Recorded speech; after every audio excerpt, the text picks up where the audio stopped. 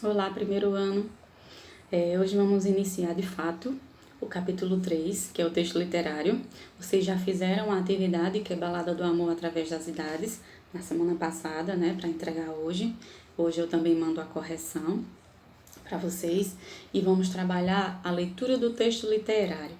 Assunto muito legal. E antes de começar a leitura do texto literário em si, precisam entender um conceito. Por quê? O texto literário, ele é polissêmico. Polissêmico parece nome de doença, não é doença. Poli quer dizer muitos e semia quer dizer sentido. Então, polissêmico quer dizer que é aquilo que tem muitos sentidos. Na prática, vocês vão entender melhor com esses 3 exemplos aqui. Olha, palavra cabeça, por exemplo. Dependendo do contexto, pode ter 3 sentidos, ou seja, a palavra cabeça é polissêmica. Não estou com cabeça para isso.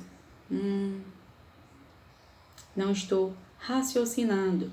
Não estou muito interessada no assunto, certo? Não estou atento.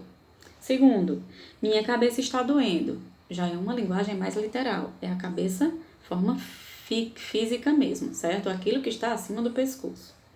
Você é a cabeça do projeto. Nesse caso, é o líder, aquele que comanda. Então, isso é um exemplo bem claro. A linguagem literária é polissêmica porque num poema, num conto, uma crônica, um romance, nem sempre existe só uma interpretação, certo? O leitor ele pode viajar no sentido do texto, ele pode interpretar e buscar vários sentidos para isso. Então, sempre lembre, linguagem literária não é estática, ela não é fixa. Cada leitor faz a interpretação dependendo da sua criatividade, dos seus sentimentos, da sua imaginação, certo? Ao ler um texto literário, vocês precisam ter muita atenção a 2 riscos que devem ser evitados, certo? O primeiro deles, não devemos buscar uma única interpretação para dizer assim que essa é a legítima. O livro de vocês mostra um exemplo muito bom, muito claro, que é o livro Dom Casmurro. Dom Casmurro é um livro de Machado de Assis. Veja só, nesse livro, o personagem central, Bentinho, que é um personagem narrador, já a certa altura da vida, já bem mais velho, ele começa a repensar, a raciocinar, a contar sobre aquele amor de sua vida que acabou não dando certo. Vocês não conhecem a história? É bem simples. Bentinho apaixona-se por uma amiguinha, Capitu, na sua infância, e juram que vão se casar no futuro. Porém, a mãe de Bentinho fez uma promessa de que seu filho seria padre, ou seja, ele teria que ir para o seminário e se tornar padre. Então, como eles casariam? Bentinho acabou indo para o seminário, lá conheceu seu melhor amigo Escobar, que também estava sendo obrigado pela família para ser padre. Então, os dois não tinham vocação. Bentinho lá, todas as noites, só pensava em Capitu, aquela morena dos olhos de ressaca e tudo mais. Vejam só, Bentinho dá um jeitinho brasileiro, escapa não porque ele fugiu, mas porque ele não precisa mais ser padre, depois desse jeitinho, e ele acaba se casando com Capitu. Durante sua vida, Capitu tem um filho e Bentinho, isso palavras dele, é a interpretação de Bentinho, é a visão dele da história. Então, eu não posso buscar só essa interpretação como legítima porque é ele que está falando. Eu tenho que tentar entender o lado dela também, se é verdade, se esse personagem realmente está falando a verdade. Então, o que acontece? Bentinho começa a perceber que seu filhinho parece com Escobar.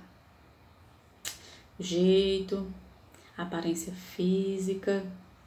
Então, ele começa a achar que Capitu traiu ele e que o filho não é dele.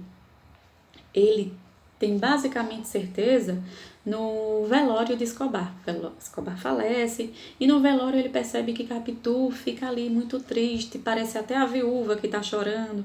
E lá, como é a cabeça de um homem ciumento, ele já imagina que realmente seja verdade, que ela o traiu, que ela amava Escobar, que o filho não é dele. Esse é o primeiro risco. ao ler essa obra e você achar que esse personagem está falando a verdade absoluta. Então, sempre que eu estou lendo um texto literário, eu preciso ser crítica, eu preciso imaginar várias possibilidades, eu preciso ter várias interpretações. Lembra? Texto literário é texto polissêmico. Se é polissêmico, a verdade não precisa ser só a que Bentinho conta, até porque é a visão de um homem ciumento. Esse é um dos maiores mistérios da literatura brasileira. Você não sabe, você lê o texto vendo as pistas. Ela traiu, ela não traiu, realmente o menino parece. Mas é normal uma criança imitar, geralmente com quem convive muito. Traiu ou não traiu? O segundo risco é considerar qualquer interpretação como sendo válida. Como assim? Vi a primeira informação do texto e já aceitei. Eu não analisei as pistas, eu não analisei as ações, eu me acomodei, eu aceitei o que está na minha frente. Então, qualquer coisa serve. Não, você tem que analisar, precisa saber o que o texto fala, do que se trata, que mensagem o autor quer transmitir. Para isso, eu preciso ter atenção nos níveis da leitura. Ao ler um texto literário, nós basicamente usamos 2 níveis. Um horizontal e um vertical. O que seria esse nível horizontal? Veja só, o horizontal é aquele que o texto diz. Simplesmente eu não interpreto as palavras. Se o texto falou isso, pronto. Um exemplo simples, que é uma leitura horizontal só de compreensão, ou seja, eu não vou interpretar as palavras, eu não me aprofundo, eu fico só ali na margem do texto. É aquela letra de Marília Mendonça, que ela diz assim: o meu cupido é gari, só me traz lixo. Lixo, lixo, você é a prova disso.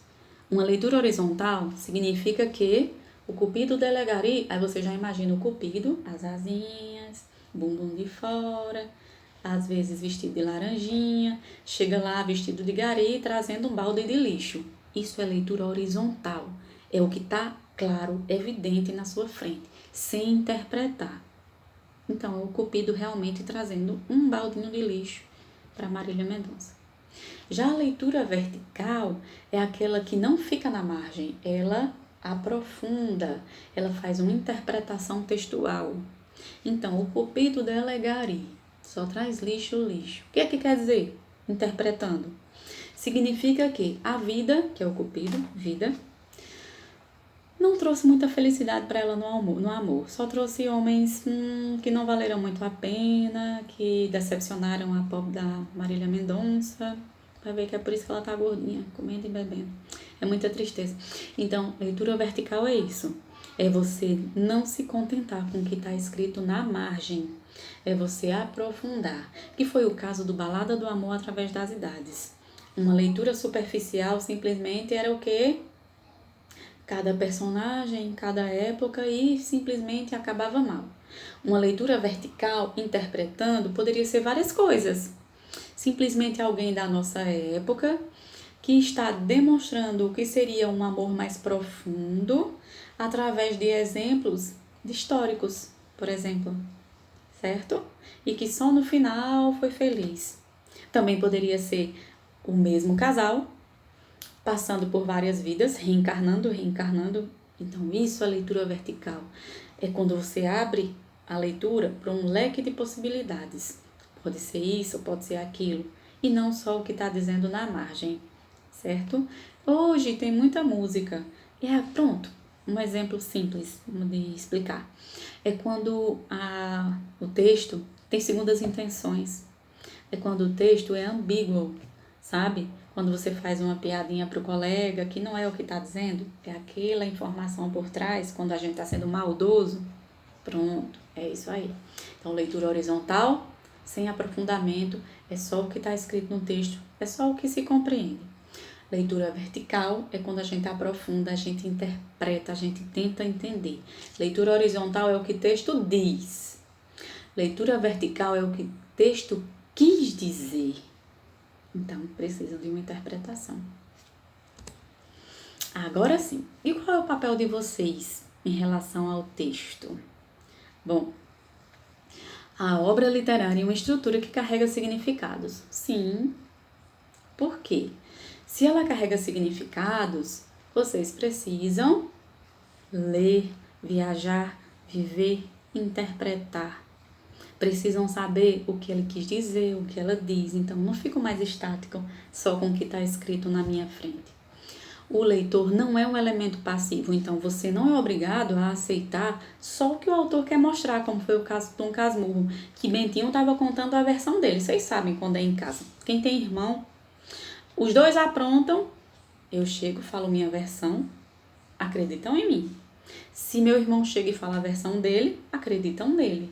Agora, você como leitor, no caso nossa mãe, ela escolhe em quem vai acreditar, ela não é passiva, ela vai interpretar, ela vai tentar entender qual foi a mensagem por baixo desse texto.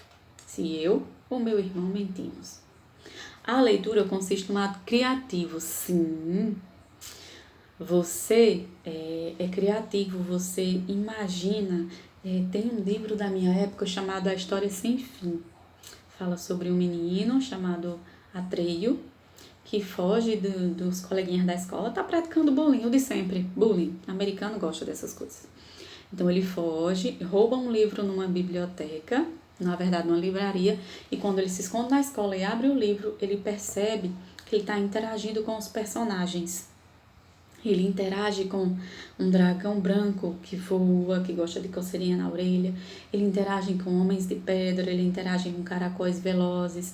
E ele percebe que a história depende das decisões dele, da participação dele também. Quem puder, eu acho muito difícil encontrar o livro, mas vai que vocês encontram o filme. Existe ainda A História Sem Fim, que é a história de Sebastian e a história de Atreio. Sebastian vive no mundo real, que me enganei no comecinho, e Atreio vive no mundo da história sem fim, onde tem que salvar uma princesa. Então, o leitor interagindo com a história, sendo criativo, decidindo o final. Eu não gosto muito não, eu gosto da história que tem o final. Odeio história que para e deixa você imaginar o que aconteceu, sabe? Não mostra o fim? Não gosto, tem que mostrar. Eu sou uma pessoa muito objetiva. Vamos lá. Agora vejam só. Quando você pega um livro, uma balada do amor através das idades, quando você pega um poema, até quando você vai ouvir uma música, você precisa ter algumas expectativas. Essa leitura está baseada nas capacidades intelectuais e afetivas de vocês. Como assim intelectuais? O seu domínio da língua portuguesa interfere na expectativa do que vai ver. Por exemplo, se você entende ou não aquela palavra, se você a interpreta dentro do contexto. Então, seu conhecimento cultural sobre aquela história, seu conhecimento cultural sobre o lugar onde acontece a história, afetivas, por exemplo, suas emoções, sua sensibilidade, sua criatividade vão interferir nessa leitura, vão interferir também na sua expectativa, o que você vai esperar daquela história. O texto possui inúmeros índices. O que são índices? Índices são indícios, ou seja, pistas que o autor vai deixando para você formular hipóteses. Ou coisas sem graça no ano passado com Game of Thrones. O povo achava que um era tia do outro, e depois pensava que era irmão, e dizia que era Targaryen, e a gente não sabia direito, e até o final ficava achando que Jon Snow ia casar com ela, e o final ia ser lindo. Isso são os índices. O autor, ele fica deixando pequenas pistas para você ir formulando suas hipóteses, e o bom é quando dá aquela reviravolta, que não acontece o que você imagina. Eu acho melhor, que já quebra aquela expectativa, sai daquela mesmice, sabe? Das histórias que sempre acontecem do mesmo jeito. Veja só, uma das rainhas dos índices é Agatha Christie. Que já faleceu. Agatha Christie escrevia livros de mistério. Romance policial, que alguém mata alguém e ela vai jogando as pistas, você desconfia de todo mundo, no fim acaba não acertando ninguém. Sempre é quem você menos imagina. Sempre mesmo. E é ótimo, porque você fica imerso naquele mistério e vai como um detetive, tentando descobrir quem foi. Então, quem puder ler Agatha Christie, qualquer um dos seus 70 e tantos livros já é bom. Teve um que virou filme, que foi Assassinato no Expresso do Oriente. Eu acho que foi o único que eu descobri quem era o assassino. antes de chegar ao fim. Não vou nem dizer quem é, para não dar spoiler. Então, veja só, importantíssimo, aprendam a ter conhecimento de mundo, ou seja, experiência, leiam, estudem, porque isso interfere na interpretação de vocês, na maneira como vocês vão ler textos literários.